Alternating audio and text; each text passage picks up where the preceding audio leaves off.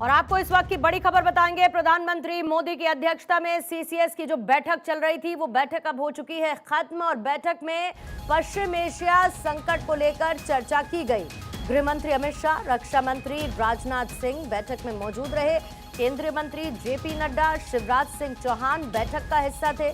साथ ही वित्त मंत्री निर्मला सीतारमण भी मौजूद रहीं। बैठक में विदेश मंत्री एस जयशंकर की भी मौजूदगी थी। इससे पहले सीसीएस की बैठक 22 मार्च को हुई थी और उसके बाद आज भी ये बैठक लंबी चली, जिसमें पश्चिम एशिया के हालात को लेकर मंथन किया गया। भारत की तैयारियों को लेकर चर्चा की गई। पश्चिम एशिया संकट में भारत की रणनीति क्या होगी। सीसीएस की बैठक लंबी चलने के बाद अब ये बैठक हो चुकी है खत्म, जिसकी अध्यक्षता प्रधानमंत्री नरेंद्र मोदी कर रहे थे। इसमें अमित शाह से लेकर राजनाथ सिंह, एस जयशंकर, वित्त मंत्री निर्मला सीतारमण, शिवराज सिंह चौहान बैठक का हिस्सा रहे।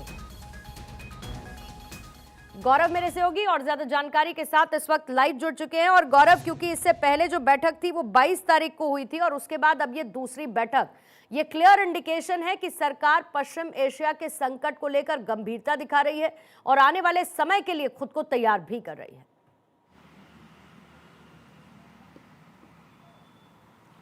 और बिल्कुल देखिए, जिस तरीके से मिडिल ईस्ट के हालात हैं और लगातार उन हालातों पर भारत भी लगातार नज़र बनाए हुए है। और इससे पहले 22 तारीख को एक महत्वपूर्ण बैठक जो है सीसीएस की वो हुई थी और आज भी जो सीसीएस की कह सकते हैं, सीसीएस प्लस इसको हम कह सकते हैं, सीसीएस प्लस की महत्वपूर्ण बैठक प्रधानमंत्री आवास पर हुई और तकरीबन 7 बजे ये बैठक शुरू हुई। और आप देखिए कि बैठक जो तकरीबन 3 घंटे तक लगातार चली है। और अगर इस बैठक की बात करें तो इस बैठक में भारत पूरी तरीके से अपने रणनीति जो है वो साफ स्पष्ट करता हुआ दिखाई दे रहा है, क्योंकि जाहिर सी बात है इस बैठक की अगर हम बात करें, गृह मंत्री अमित शाह इस बैठक के अंदर मौजूद थे, केंद्रीय स्वास्थ्य मंत्री जेपी नड्डा इस बैठक के अंदर मौजूद थे। भारत कृषि प्रधान देश है तो उसके लिहाज से किस तरीके की तैयारी है, कितना भंडारण है, उसको देखते हुए भी इसमें शिवराज सिंह चौहान जो कि कृषि मंत्री हैं वो इस बैठक के अंदर मौजूद थे। पेट्रोलियम मंत्री हरदीप सिंह पुरी मौजूद थे। हम ये कह सकते हैं कि जो तमाम महत्वपूर्ण जो मंत्री थे वो सभी महत्वपूर्ण मंत्रालयों के मंत्री इस बैठक के अंदर मौजूद थे। स्वास्थ्य मंत्री जेपी नड्डा भी इस बैठक का हिस्सा थे।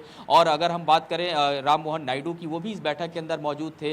तो अभी फिलहाल अगर इस बैठक की बात करें तो महत्वपूर्ण बैठक थी, क्योंकि प्रधानमंत्री नरेंद्र मोदी की अगर बात करें तो इससे पहले जो 22 तारीख को मीटिंग हुई थी, उस मीटिंग में भी जो भारत की क्या तैयारी है, किस तरीके का पूरा अलग जो जिम्मेदारियां सौंपी गई हैं सभी की वो कहां तक पहुंची हैं, उस पर भी चर्चा हुई है। लेकिन आज की जो बैठक थी उसमें साफ तौर पर आप देखिए कि कृषि के दृष्टिकोण से अगर हम बात करें, क्योंकि भारत बहुत बड़ा निर्यातक भी है कृषि के तमाम महत्वपूर्ण जो सामान है उसको, अगर हम उसकी बात करें, महत्वपूर्ण फसलों की बात करें, इसके अलावा खाद बीज की कोई कमी ना हो, भंडारण पूरा रहे, इस पर भी लगातार जो है वो नजर रहती है और उसको लेकर कहीं से कोई दिक्कत अभी फिलहाल नहीं है। पेट्रोलियम की अगर हम बात करें तो सरकार बार बार इस चीज को स्पष्ट कर चुकी है कि अभी पर्याप्त भंडारण जो है वो भारत के पास मौजूद है।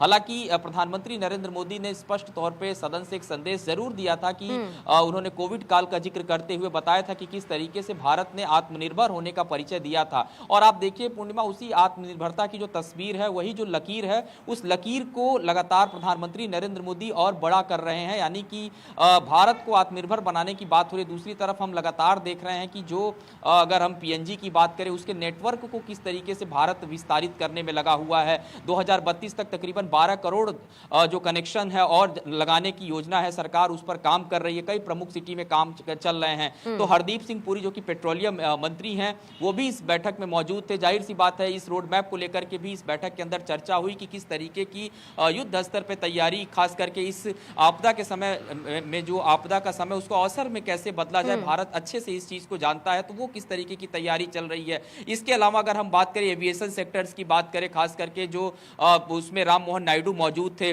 उस पर भी जाहिर सी बात है चर्चा हुई होगी, क्योंकि बहुत सारी कंट्री ऐसी हैं जहां अभी भी जो सामान्य हवाई हम यातायात की बात करें, संचालन की बात करें, वो थोड़ा सा उसमें समस्याएं जरूर चल रही हैं। तो उसको कब तक क्लियर किया जा सकता है। और इस बीच प्रधानमंत्री नरेंद्र मोदी की अगर हम बात करें, असम में वो मौजूद थे, चूंकि उसके बाद शाम 7 बजे से बैठक, जैसे वो दिल्ली पहुंचे उसके बाद बैठक शुरू हुई है। तो इस बैठक में सभी महत्वपूर्ण जो मंत्री थे अलग अलग मंत्रालयों के, वो मौजूद थे। वित्त मंत्री भारत की सुरक्षा के लिहाज से और दूसरी तरफ कूटनीतिक लिहाज से भी, क्योंकि एस जयशंकर की भी इसमें मौजूदगी थी।